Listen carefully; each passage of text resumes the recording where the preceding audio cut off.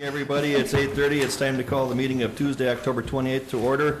Our first item is to approve the agenda, and I would like to request that we just remove the $3,000 donation from the VFW from consent, just to talk about that for 30 seconds. So moved. Go ahead. I would move the agenda with that change. Okay, we have a motion and a second. Any further discussion? If none, all in favor signify by saying aye. Aye. Motion carried. And we'll just do that right away. I just, looking at this, the VFW in Dilworth has donated $3,000 to our canine program with the Sheriff's Department. I just thought that that was a significant donation to not get a little bit of public acknowledgement from our board. So I certainly want to say thank you to the VFW for that. That's a very generous gift. If anybody else wants to comment on that, you're certainly welcome to. Maybe it can be an incentive for others.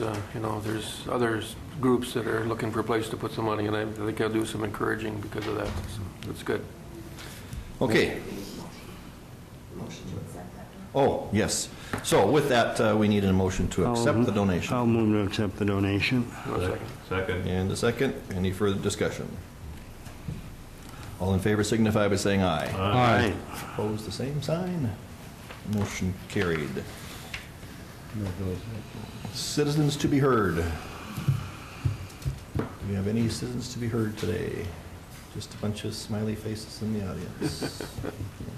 All right, Mark, look at Mark, that big grin on his head. All right, we'll move on then to, the bills are not here yet, so we will have to come back to those. Our 8:35 item is solid waste. Manager Perk. Come on up, Perk. Thank you, Mr. Chairman. And it looks like you want to do some introductions this morning. Yes, I do. As you know, we're trying to do quite a few things here with the solid waste department, and in order to do that, we try to find some good inexpensive help, and we found some good inexpensive help that has not cost the county dime one. Essentially what it is a Green Corps volunteer, and Elizabeth here, Harris, is the Green Corps member that came up and is going to be doing some work for Clay County for 11 months. And again, it's at no expense to the county whatsoever, so it's a positive thing. So what I thought I'd do today is just introduce Beth and let her talk a little bit about some of the things she's going to be doing here while she's here. Okay. So. Well, good morning. Good morning. Thank you, Commissioners, for having me. The sheets that you have, some of you may have already received, but it's a little bit about my position description. So I am involved in an AmeriCorps program. So the Minnesota Pollution Control Agency has received funding to do this program, so they hired me and positioned me here in Clay County to provide technical assistance and expertise regarding waste prevention, recycling, and organics management. So some of my essential functions throughout the year is to initiate new projects, revamp existing projects, basically document how the county can use existing resources to improve waste management programs. And you have a flyer with you as well. That's the next upcoming project that I've been working on, Take Jack Back. Moorhead is not permitted to take pumpkins in their yard waste facility, so we're hoping that by having pumpkins collected and bringing them to a local farmer to be composted, we can potentially reduce volumes of pumpkins out of landfill and hopefully out of the streets. Some other projects we'll be working on after that, hopefully do a waste sort in the courthouse itself and improve bins and signage. Another project that we'll be looking into is working with MSUM and Concordia to evaluate their waste stream and see where they can make improvements. We have the holiday Recycle Your Lights project. We also have been planning a meeting in a couple weeks with all the staff at the recycling centers around the county to meet and hopefully discuss ideas and how we can improve those areas as well. So a lot of different projects going on for the next year. hopefully we can. Sure. Beth, welcome. Are Thank you you. from the Twin Cities area? Yep, I am. And what is your educational background, please? I have an environmental science and policy degree from the University of Minnesota in the Twin Cities. Okay. Graduated last year. Very good. Welcome. We're very excited about having her up here. She's got a lot of energy, and she's started a couple of new projects. Take Jack Back is going to be very interesting to see how that works out. I know she had the opportunity to hear at our last SWAC meeting. She was got a lot of energy. It's good to see. Thank It's you. going to wear me out, I think. John. Yeah, it's just I wanted to comment about the Take Jack Back. It's a clever title and a great program. It should, even more than what it accomplishes with the pumpkins, it should be something that you can talk to people about. So it should be a good thing. You have a farmer lined up that Yeah. will compost it? And Valley News is going to do a segment on Monday. So we're still working out the details, but hopefully we can do the segment actually at the farm. It's a local organic farmer located in Moorhead. They're Doubting Thomas Farms. I don't know if anyone's heard of them, but they do farm to school programs and also sell food to Hotel Donaldson. Maybe So- while Thank you. we have you here, and because this is something that's going to be happening real soon with the Halloween just around the corner, why don't you, at least for the folks that replay this broadcast and more, why don't you let us know the sites where you're going to be collecting those? Can you do that? Sure, yeah. The sites are actually listed on the flyer. Why don't you say them out loud? Oh, say them out loud. Where Okay. this goes out to all the citizens of Moorhead to see on TV, so you can. Okay, so there'll be 4 Moorhead sites. There'll be 6 cubic yard bins. Those are also the same addresses as the current recycling sites in Moorhead. So we have one at the Public Works facility, which is 715th Avenue North. We have one at the Youth Hockey, which is 707 Main Avenue Southeast. One at Southside Regional Park, which is on 23rd Street South and 40th Avenue. And then we'll also have one in the parking lot at 418 Elm Street South. And then as for the rest of the sites, they are also at the recycling centers located within each city. So in Barnesville, that's 205 Front Street North. In Comstock, that's 17th Street. In Dilworth, that's 202 2nd Avenue Southeast. In Felton, that's the county maintenance shop. In Georgetown, that's 127 Main. In Glendon, that's 22 3rd Street Southeast. In Holly, that's 716 Front Street. In Hitterdal, that's right underneath the water tower in the white shed there. And in Sabin, it's 6 Main Street. And in Ulen, it's 108 NP Avenue West. Very good. Thank you. Okay, you want to do a scale? Well, we can give you an update on that. We had one other person here I was going to introduce, Okay. Stephanie Reynolds, who's sitting in the audience, and she's a roster employee. And we had a lot of roster employees. All of our roster employees went back to school, so we need some additional help. She's going to be doing the electronics collection. Shannon's not going to be doing that anymore. She's going to be doing the electronics collection, doing some work with Elizabeth as well. So Okay. we're excited about having her as well. Good. She Welcome. does unfortunately cost us a little money, but it's pretty insignificant. She's well worth it. Yeah, absolutely. As far as the scale update, we're making really good progress on the scale. I'm happy to report we're about 85% complete. About the only thing that really remains to be done, and we hope to get that completed in the next couple of weeks, the approach paving that we talked about, that will be done here in the next couple of weeks, weather permitting. You never know up here, but I'm hopeful we'll get that done in the next couple of weeks. The second thing that we're going to have done at the same time is bollards. We're going to have 18 bollards, and essentially they're protection for real delicate places that we don't want trucks to accidentally run over. We hope to do those at the same time that we do the paving, so those will be done next couple of weeks as well. And the final item that we're working with Tim Dent, IT here, on is get our handle on specifically what type of software we want to have at the scale, both in the office and at the scale site itself. We kind of want to do similar equipment software that the Prairie Lakes folks have. That seems to be a little bit more than what we need at this point in time, so we're trying to scale that back a little bit, scale it back. we're trying to gear it back a little bit to make it a little bit more of what we need. So again, we hope to have that all done in the next couple of weeks. So hopefully the project will be done here in 2 weeks, and I think it's really a positive thing. Very good. Very good.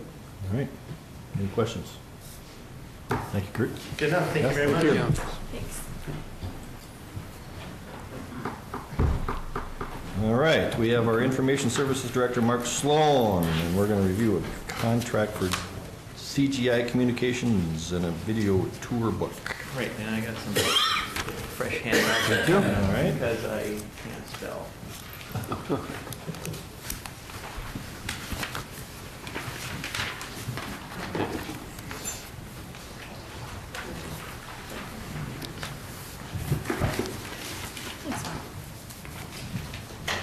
Okay, the first item I wanted to talk about is our video tour book. We've had the video tour book now for 4 years. It's CGI Communications purchase, and they do it free of charge to us.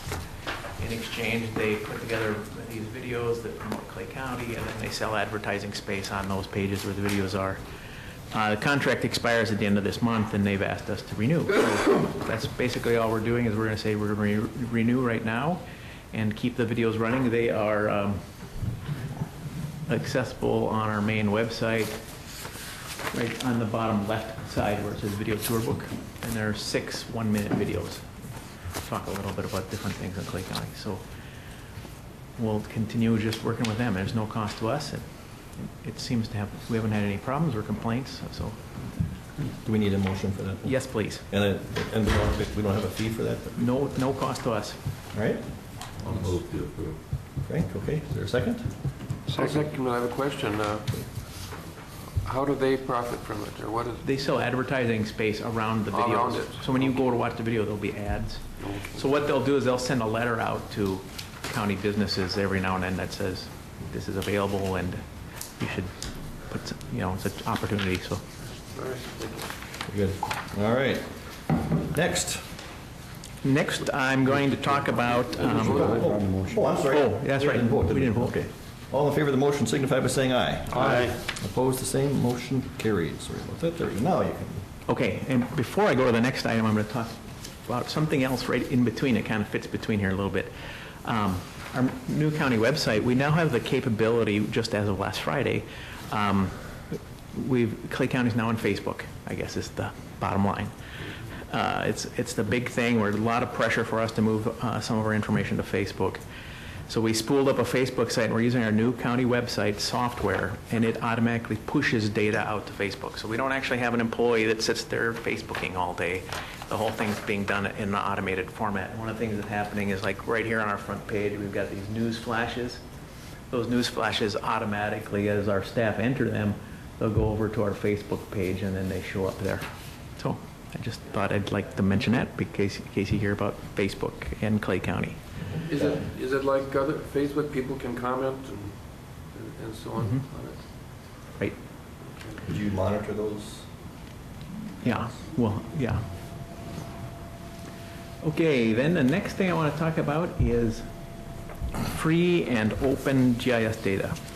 GIS data is, we've been in the business a long time here at Clay County. We're probably one of the oldest GIS systems in the state. And we led the way back in the 1990s with producing a lot of GIS data and releasing it to the public at free of charge. And we've been proponents of that for many, many years, and it's worked very well for us. And the idea is we make the data for what we do here at Clay County, and then if we provide it to other people to use, that's a double benefit to us. The way we do that is it's done through online sites. They download it from us. There's no cost to us at all for them to use the data. And actually, the new ways we've got for them connecting to us are pretty slick. But one of the things that came up, we've talked about this, and I've been here before. I have notes here. I was here in 1998. We talked about this in 2008, and then again in 2004. Anyway, 3 times I've talked to you folks, and we've said, yeah, this is a good idea, we should do this. But what's happened now recently is we've been promoting this statewide. They were saying, GIS data being exchanged free of charge is a really good thing. There's been a growth in that concept, and we've it's been a long, slow crawl to get other people to see the light. And I was at a conference here earlier in the month, and they had this graphic they showed to everybody, and I gave you a copy of it, there, it's up there. And it talks about counties that have access to free GIS data. And you look at the dates on there, and ours is 9 years before everybody else. So I was like, gosh, I should show our leaders, because it's something to be proud of when you get down there. So then what happened is I was at this same conference, and I heard a speaker. She was a commissioner from Ramsey County, and she was talking about how they're the first county in Minnesota that has GIS data free of charge. And I said, I don't think so. And well, what the catch was, they have an actual document that lays out, they have a resolution that says why that they do that free of charge. So that's why actually on there they have a different color. It says with a formally adopted policy. So I said, I came and talked to Brian. I said, we need a policy. So I actually got the one from Ramsey County. We've adapted it to us, and that's what should have been in your packet. And there's an actual, and maybe not, but it's an actual document that basically outlines exactly what we've been doing. We've been doing this for 15 years, and it just basically says that we see that there's a benefit in us producing GIS data. We think it's a very valuable resource, and we also think that it's very important that we provide free and open access to that data, so that everybody can use it, so that we can be the place people come for our information. That's what we really want to be, is we want to be the source of information. So what I'm asking for today is for a formal policy that says we do that. I guess that's probably, so it's not really a change in anything we're doing. It's just now that we're going to actually write it down. Okay, I would so move that we adopt this resolution. Is there a second? Second. Any further discussion? Jenny, anything on this? No, looks All right. great. All right, wonderful. All right, if no further discussion, all in favor of the motion signify by saying aye. Aye. Opposed, the same sign. Motion carried. Now we're officially, Well, we have an official formal policy. So when you get the AMC conference in December, you may hear talk about this, because there's a big push in Minnesota now, because a couple things have happened. We've been talking about this for a long time, and I've been kind of the lone voice in outstate saying this is a great idea. And now it's gotten to the point where everybody looks at Clay County and says, well, they've been doing it, and it hasn't caused anything bad to happen to them, so why can't we? So in 2013, we got legislation passed that says that governments have to exchange data between themselves free, and now there's a movement for these counties to adopt these policies. The Metro GIS group right in the Twin Cities is going through each county right now as we speak. And so you may hear it come up so now you can say we were the forefront. I just want to briefly show you here on the screen. This is the page from our website that actually where the people come to get our data. So they want to get this stuff from us. They don't call us. We aren't involved at all. It's all done seamlessly. And there's two different ways they can do it. They can download these files right here. You can actually download our property parcels. And that comes with all the information that's tied to them. So all these firms that need that information, they get it from us. And they just take it from here. But right above that, we are now doing what's called shared services, which is a system through the internet where we actually have our data housed here on our servers, and then they remotely connect to it. So what happens then is we're making updates here, they're seeing the most current data. And this has been really a great tool for like the engineering firms and the consulting firms and the surveyors, is it saves them the time. They don't have to do the research for that, and they don't have to worry about downloading the most current data. They just connect right to us and they've got it. So it's been a really good thing, I think, for us. On the map, the orange, where obviously most of the counties are, is the sale and licensure of data. What does that mean in reference to what we're doing? Some of them actually sell it, try to make money, but most of them have learned that it's not a very effective way of raising any money. But lots of counties license their data. You have to sign an agreement before you can use it, that you're only use it for certain types of things. And policing that was always a concern. How do you do that? And that's why from our side, we always said, you know what, if you're going to give it away, just give it away and let them do with it. And what we do is we include a disclaimer. All of our stuff has a disclaimer on it that says, you know, that the data is public, and, because it is public data, and all we ask is that they cite the source. It came from us. We don't have any licensure.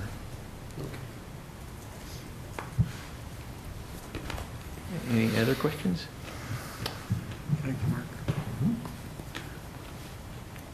Thank you. Thanks, Mark.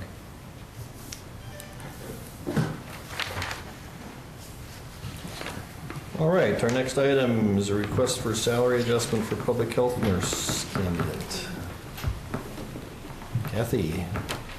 And Kathy. Kathy and Kathy. Good morning. Good morning.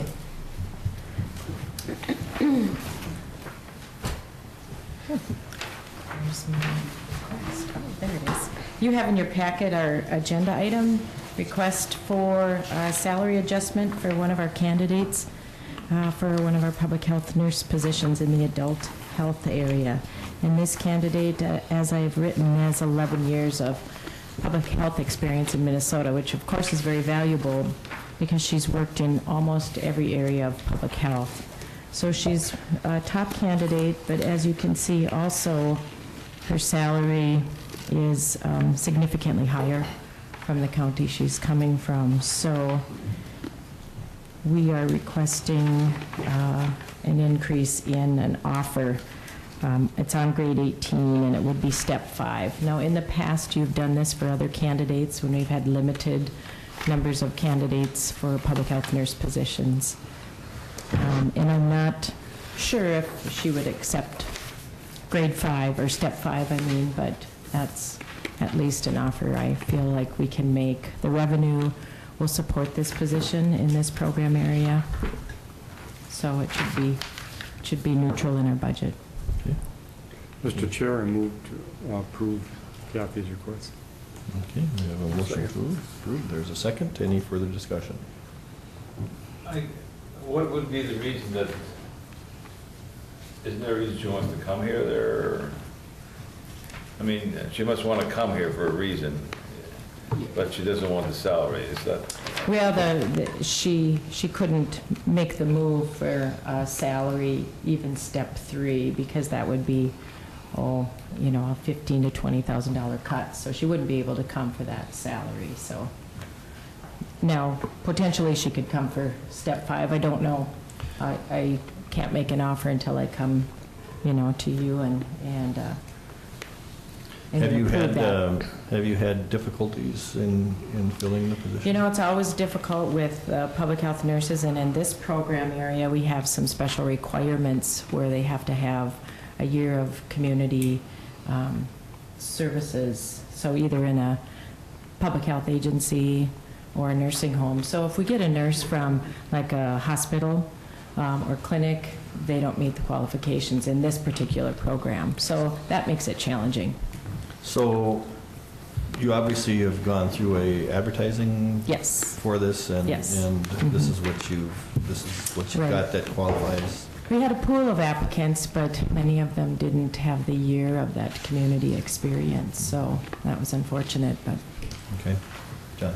I just wanted to explain to Frank, over the years, we've often had trouble with filling nurse positions because of the great competition right now with, for nurses, and we've had to do this often to start at a higher level in order to attract them. So it's not a new problem for us. But, we compete with the medical facilities on the Fargo side, and that's difficult and challenging to compete with that.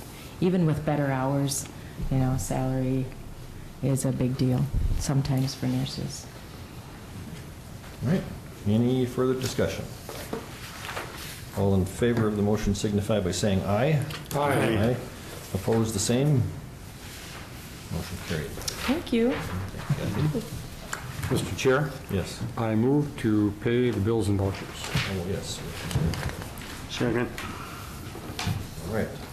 All in favor signify by saying aye. Aye. Opposed, the same. Motion carried.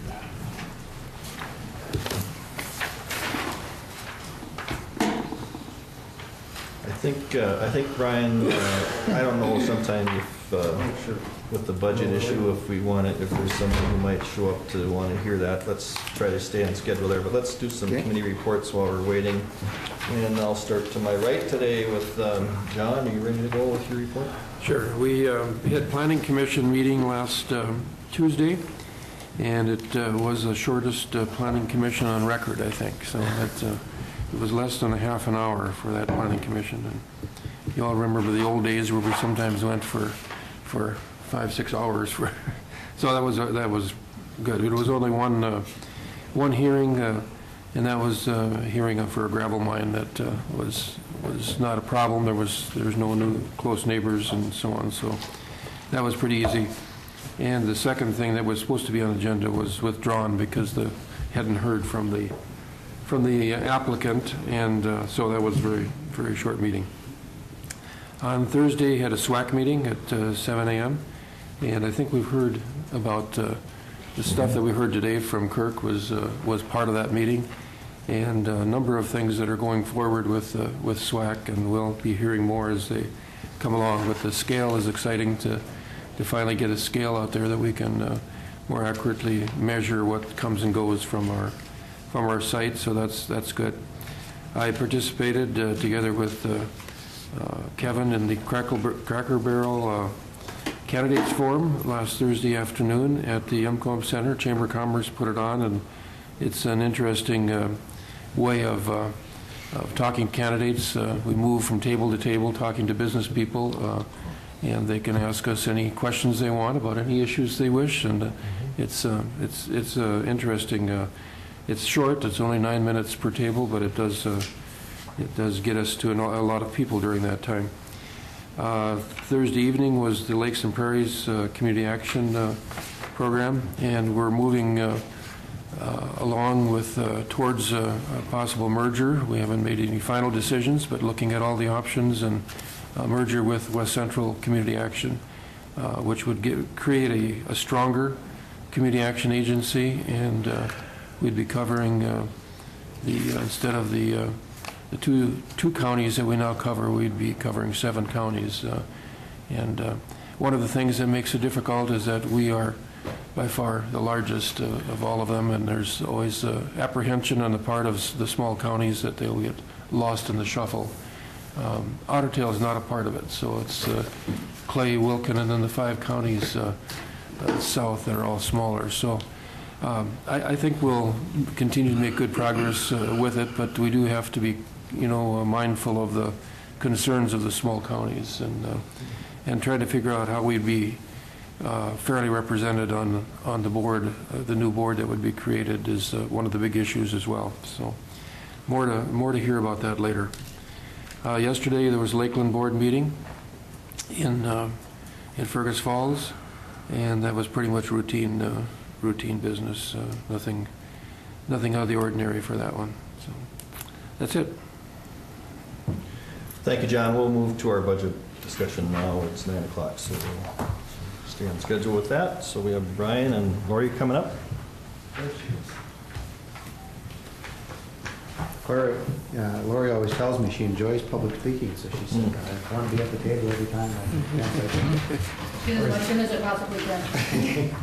I would imagine you're pretty busy these days. Yeah, elections, budgets, taxes, it's all good.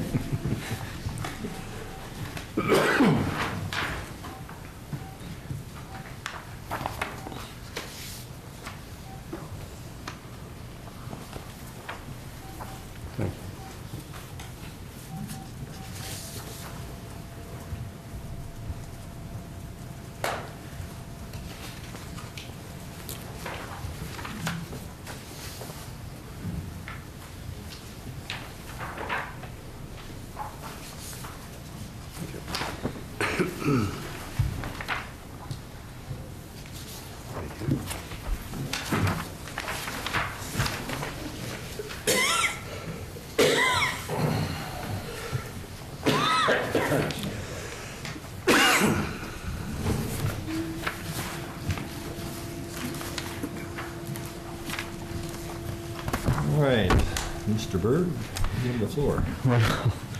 Well, good morning, Mr. Chair and members of the commission. I guess it was a couple of weeks ago, and more like a couple of months ago, that you had asked that we continue to monitor and upgrade the budget as it progresses, and so you asked us to do an update today in regards to the budget, and so we've done that. We've contacted by email all of the departments that put together their budgets, and a couple of you are well aware of the top item that we want to talk about a little bit, and that is the juvenile center. That will probably be the biggest amount that affects the budget, although it will not affect the bottom line of the levy. The juvenile center is in the process of contracting. In fact, I think you signed, or in the consent agenda today, you authorized the modification of the agreement with the juvenile center, adding Cass County across the border. Yep.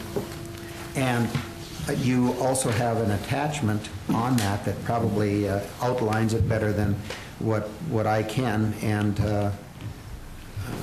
Chairman Campbell and Commissioner Wayland are on that advisory committee, and they've had a in-depth discussion about that. But as you see, the revenue is increasing quite a bit to the juvenile center. It's in excess of $500,000. Yeah, it's $516,750 of income from Cass County, and then there's also a small increase in the lunch program as well of $8,000.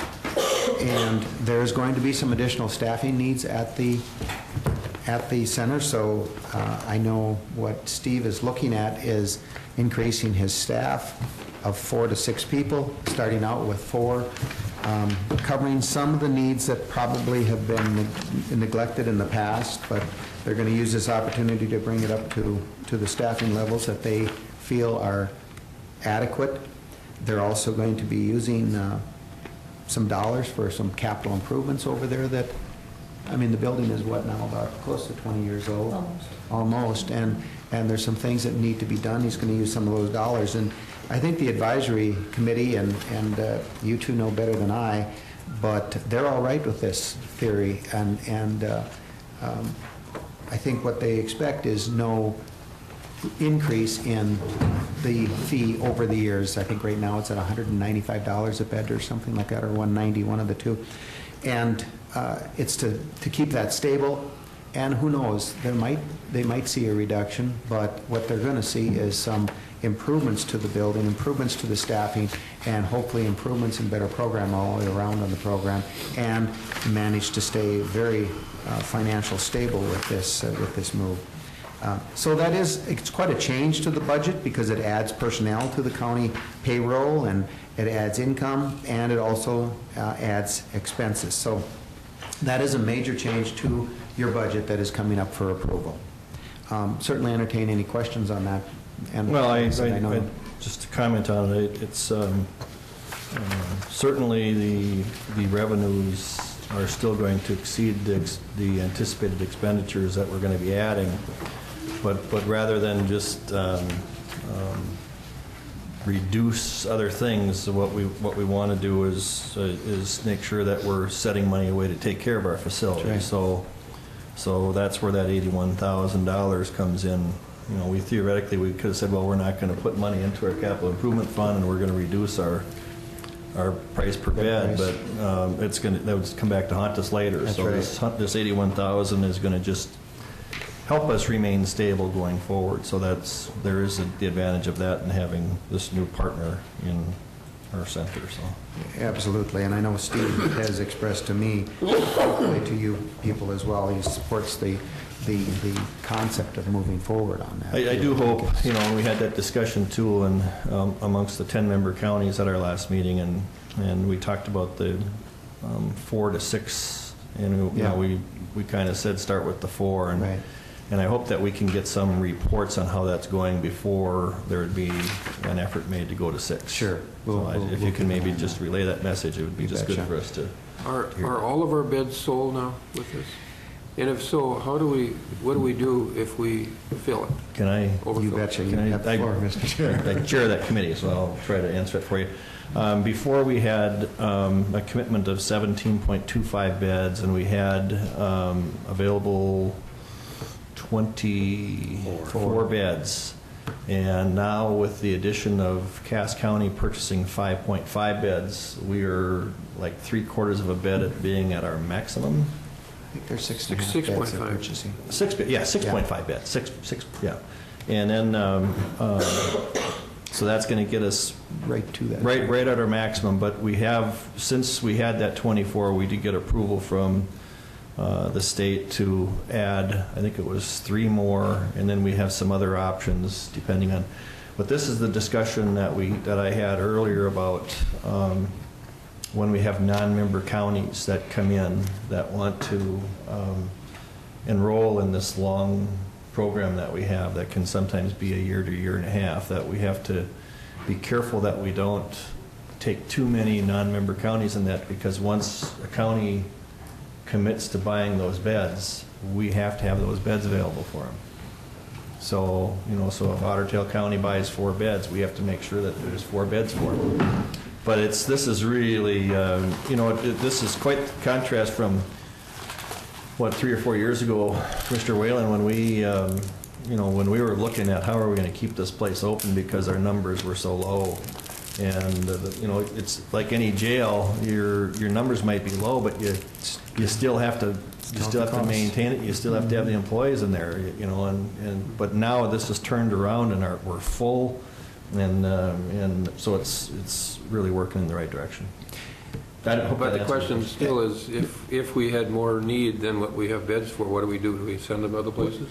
Well, that's, we commit to everybody out. Everybody gets to have what's committed to them, and if we're full beyond that, then everybody would have to go someplace else.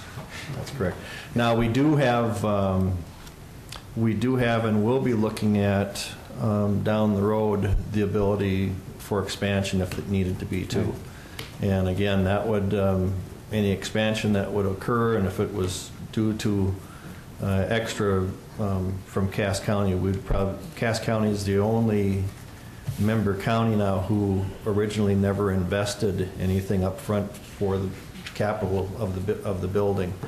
And so we would have to have those discussions down the road if we had to. But our facility itself can be modified to have additional beds available. Right. And Mr. Chair, with that too, when you talk about max, you've sold every bed that you have, 24 of them. Mm-hmm. And then, of course, that is the premise that of the 10 counties, everybody is to the max. Yeah, and it doesn't happen. The odds aren't going to be there, but Steve has also gotten permission to double bunk 2 or 3, like you said, to add 3 beds. So in the case of that, plus also you go down to the minimum security, and he's already looking at how he modifies that to accommodate that. So he's got good insight into what's happening. Yeah, it's looking good. It's a good Yeah. plan. Right. Good. Can continue on. Thank you, Mr. Chair. Social services, that of course is your biggest budget. In communicating with Rhonda in regards to that, she said there's been some minor changes to that, but will have very little, if any, effect on the bottom line of the budget.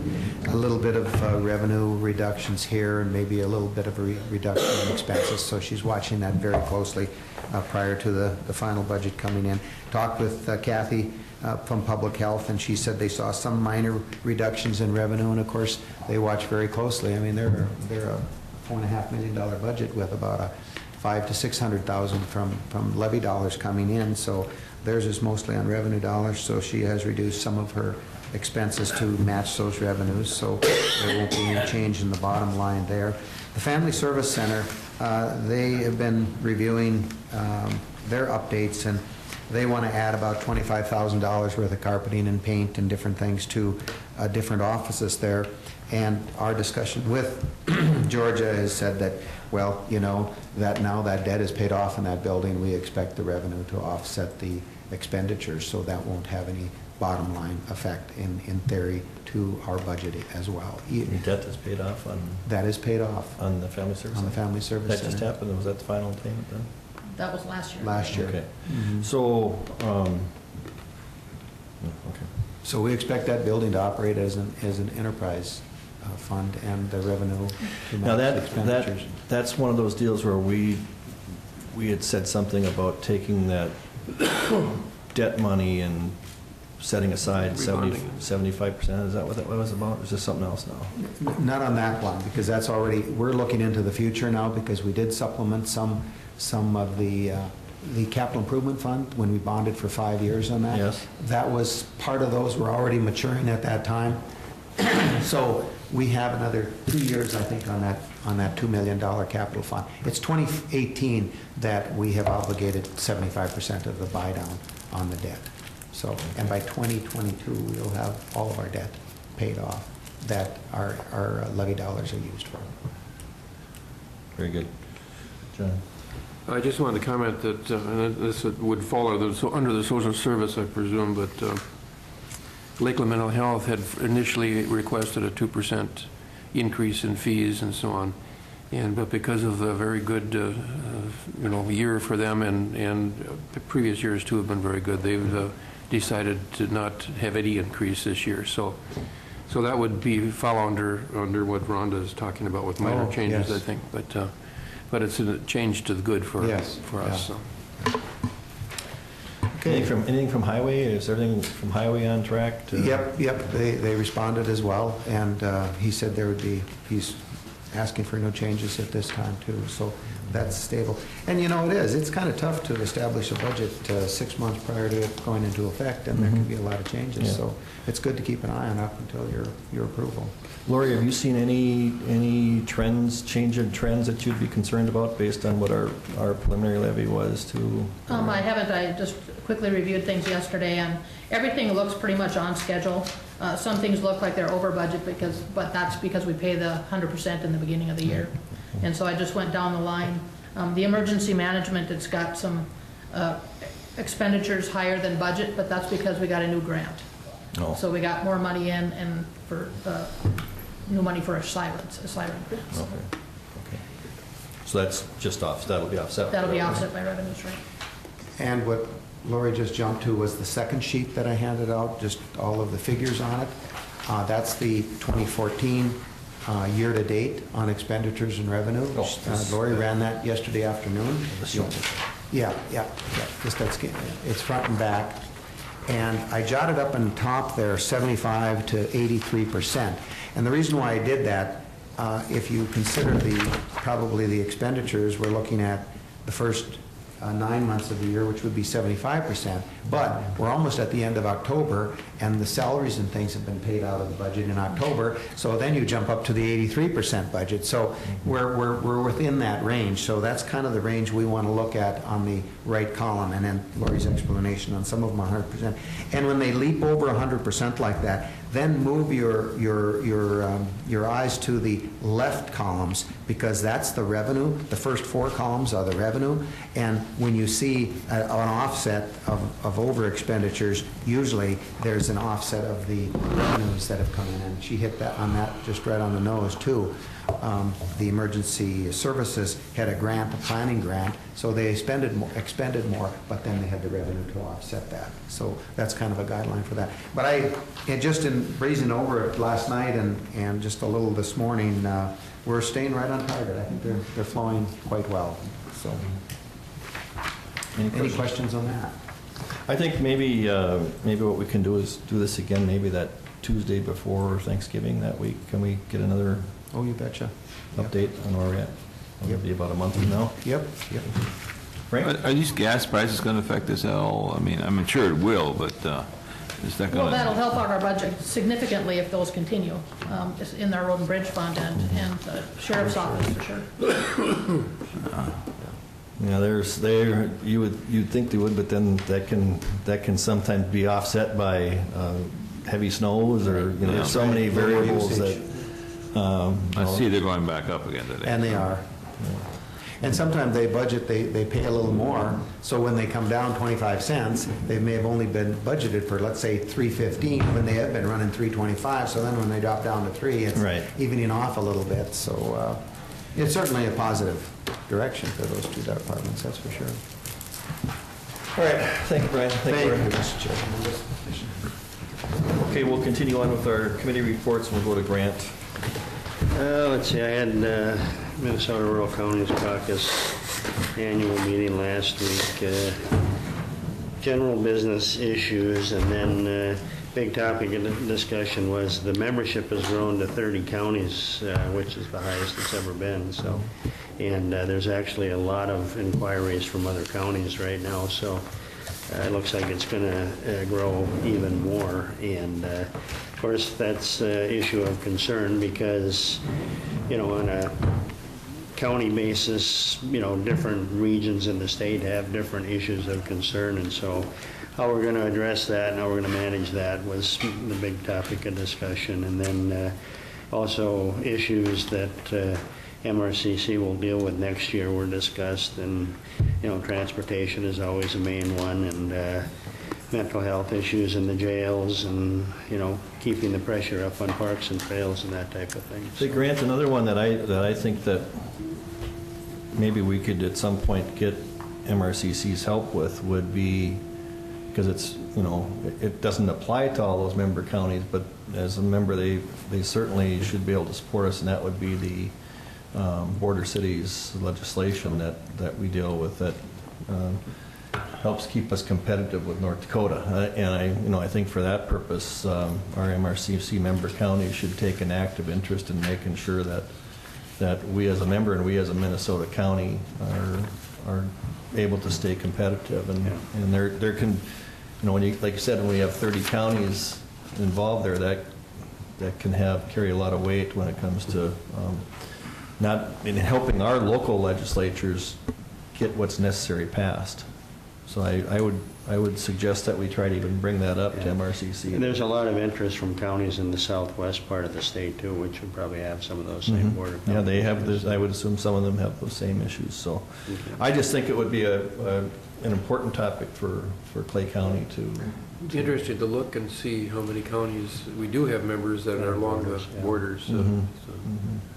But even those that don't, I mean, I remember when I chaired that MRCC, there was many times when I supported on behalf of Clay County issues that really didn't pertain to us, but they were important to other areas of rural Minnesota. Exactly. And, so it can work both ways. And that's what we're going to have to deal with, like I say, because of different issues of concern in different parts of the state with these counties. So. But I'd like to request at least that be sent to Dan. Maybe we could, maybe we as a board could even send something to Dan as a Dan being the executive director of the MRCC, that Clay County is interested in maintaining and even improving the border cities legislation that keeps us competitive in the state. And Brian, I don't know if you could draft that on our behalf. And as a matter of fact, I'd like somebody to entertain a motion to that. That'd be good for us. I'll move. Okay, we have a motion. Is there a second? Second. Okay, we have a motion and a second. All in favor signify by saying aye. Aye. Opposed, the same. Motion carried. I think that we can just maybe help give Ben, Lean, and whoever we have as our legislatures some extra backing for. Okay, is that it then, Grant? With That's your it for report? me. Thank you. We'll move to Wayne.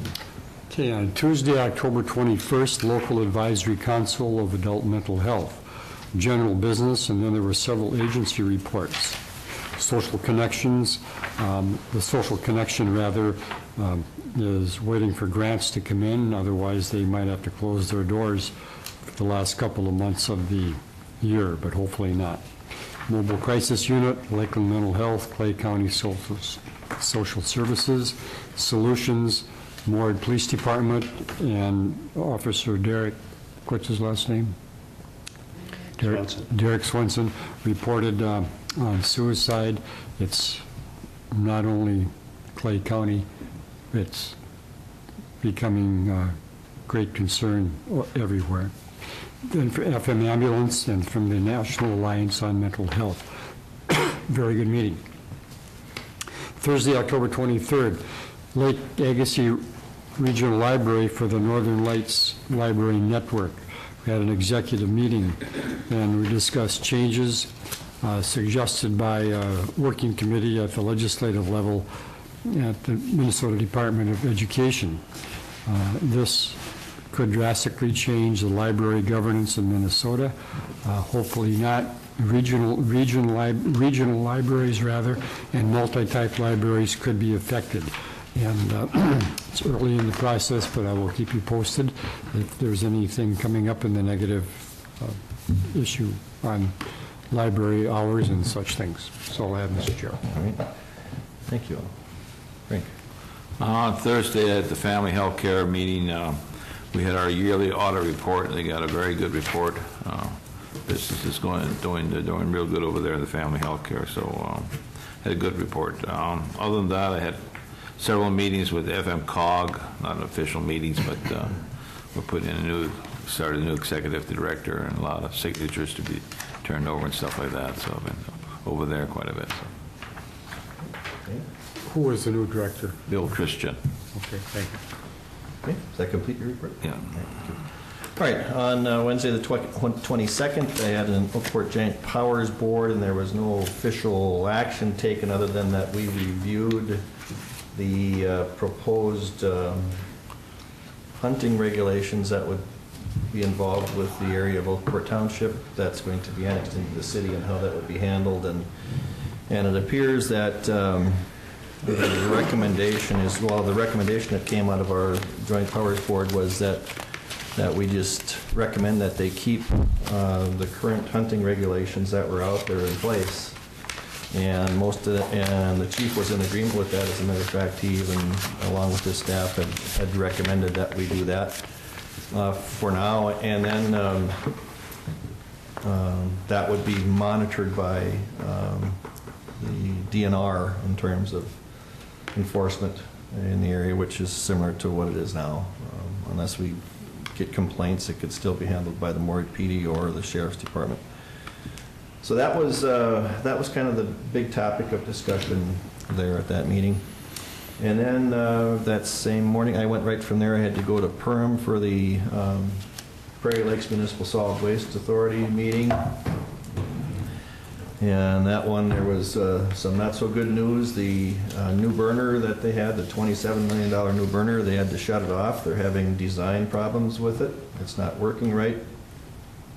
And they're working on modifications for it.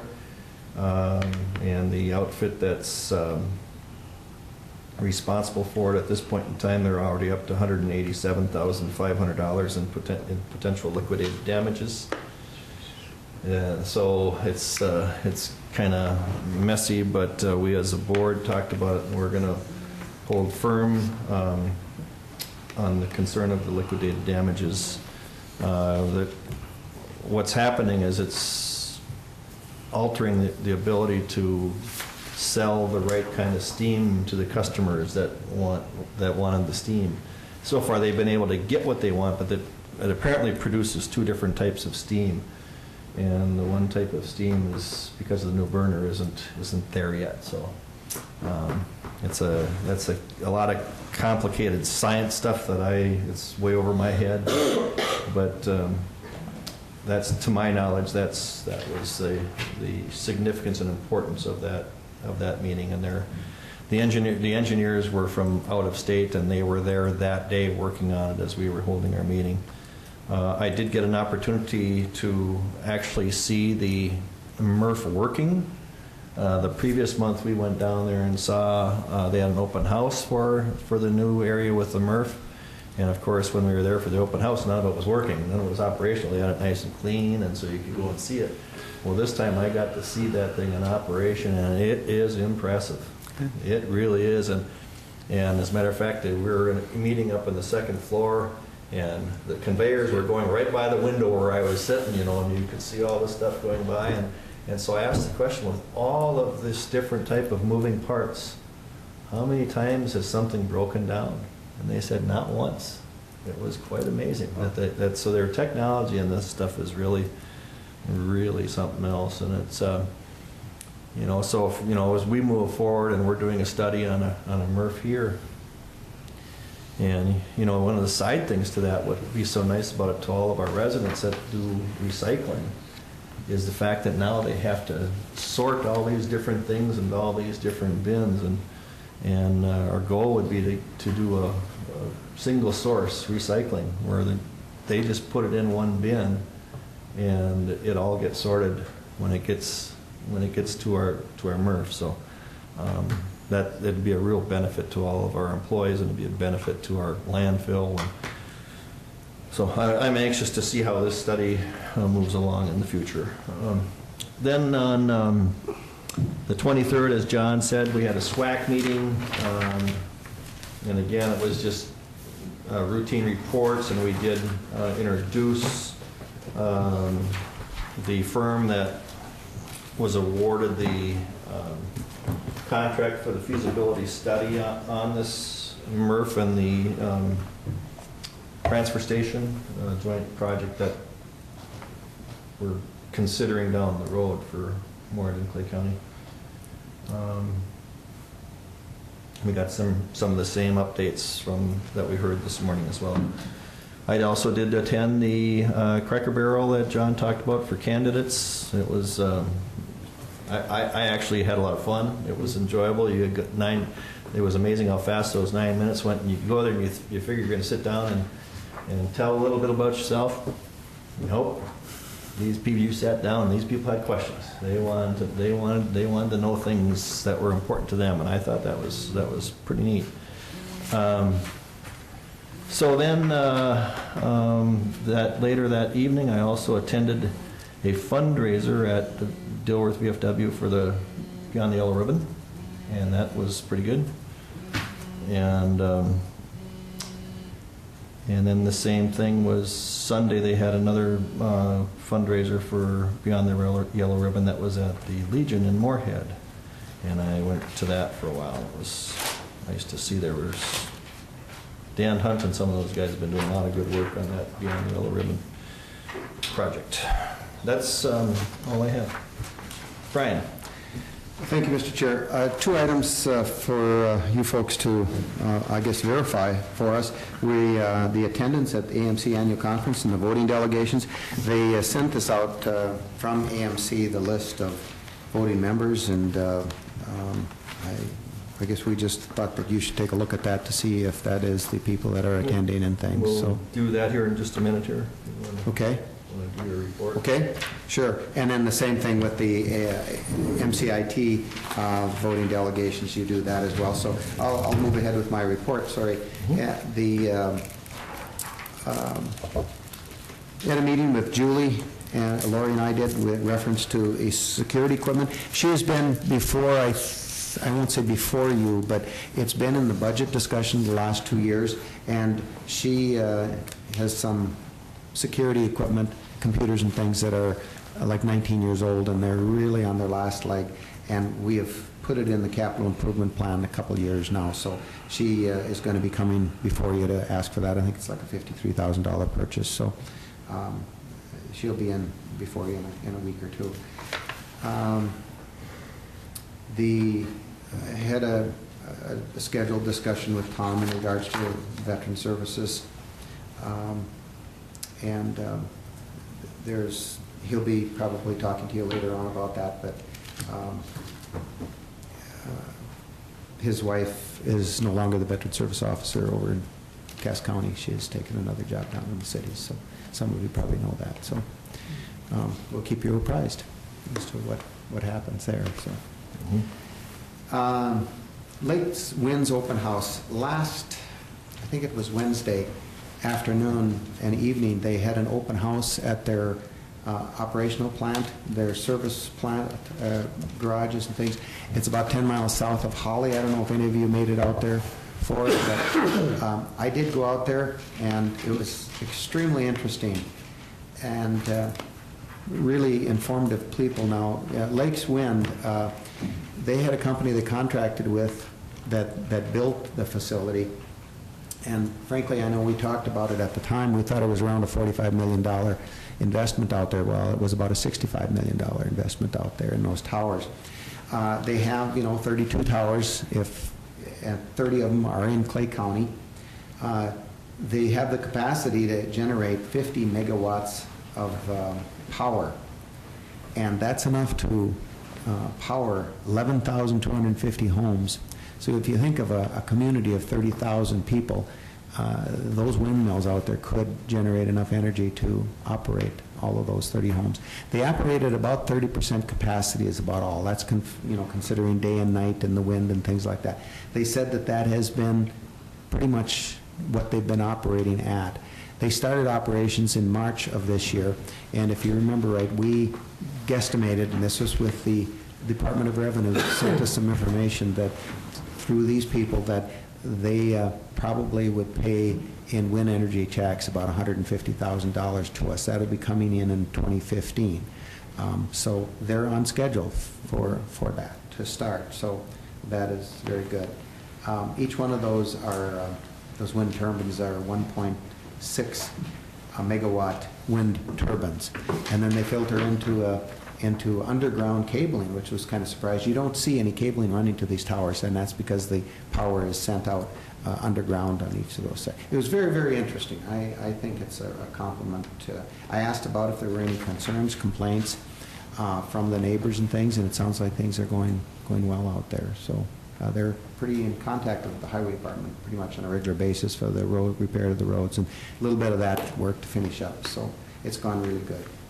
Attended the Solid Waste Advisory. You don't need to say any more about that. I did attend the Crackle Barrel Chamber event. That is, it's the Public Affairs Committee that I'm on that kind of works with that a little bit. So I did attend that and listen to the candidates. So that was fun. That was fun. And we had no higher orientation yesterday. And then, of course, we have some ongoing personnel. I think I report on that every week, so that takes up quite a bit of our time. Communication with Mike Ringel and different things and some issues that are going on. So, thank you, Mr. Chair. All right, thank you. Anything, Denny, for us today? Thank you. Vicki, anything for us today? All right. Attendance at the AMC Annual Conference of voting delegates. We have a list here.